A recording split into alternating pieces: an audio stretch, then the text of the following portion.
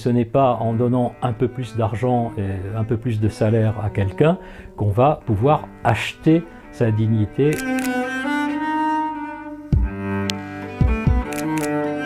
Elle vise la catégorie de ceux qu'elle appelle les professionnels de la parole, qui sont à la fois des politiques, des journalistes, des syndicalistes.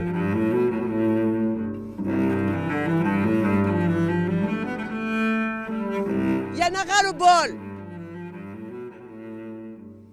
Elle a tendance à opposer toujours les maîtres du langage qui souvent dominent par leur connaissance du maniement des mots à ceux qui travaillent, le travail étant une activité plus muette, mais qui pour cette raison a du mal à exprimer ses besoins. C'est bien le problème de la traduction de ce que l'on souhaite et de ce que l'on désire en mots qui soient des mots justes. Des salaires, par exemple, plus de justice fiscale, par exemple, le rétablissement de l'impôt sur la fortune, par exemple.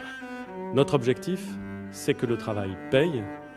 Et nous avons bien entendu les Français qui nous demandent d'accélérer. On a tendance à leur parler d'argent en leur disant effectivement il faudrait augmenter vos salaires parce que vos conditions de travail sont très mauvaises, vos conditions de vie sont mauvaises. Et elle dit en fait le malheureux va probablement marcher dans ce sens parce qu'il a aussi besoin d'argent.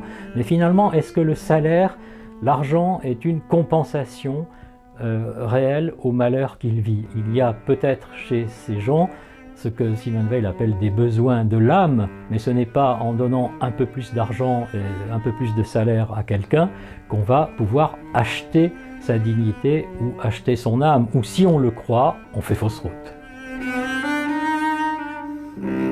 On est dans des temps d'extrême déracinement. On se retrouve comme une pluralité comme ça d'individus avec un seul interlocuteur, l'État, et l'État, c'est pas quelque chose qui est une terre nourricière. Simone Weil, elle pense que c'est des communautés intermédiaires qui doivent nourrir la personne.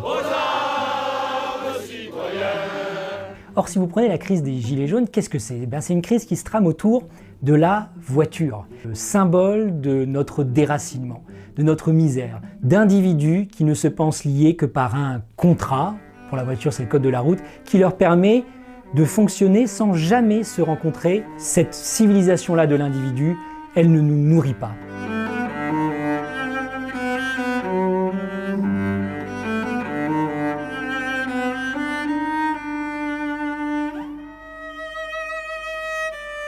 Et Simone Weil, elle dit que nous n'avons pas d'abord des droits, mais des devoirs. C'est le tout début de l'enracinement que je vous invite à lire, c'est un texte superbe qui s'appelle « Les besoins de l'âme », où elle dit « L'erreur fondamentale des hommes de 1789, c'est-à-dire de ce qui est au fondement de notre civilisation, c'est d'avoir fait les droits de l'homme, c'est-à-dire d'avoir posé en principe ce qui est nécessairement une conséquence.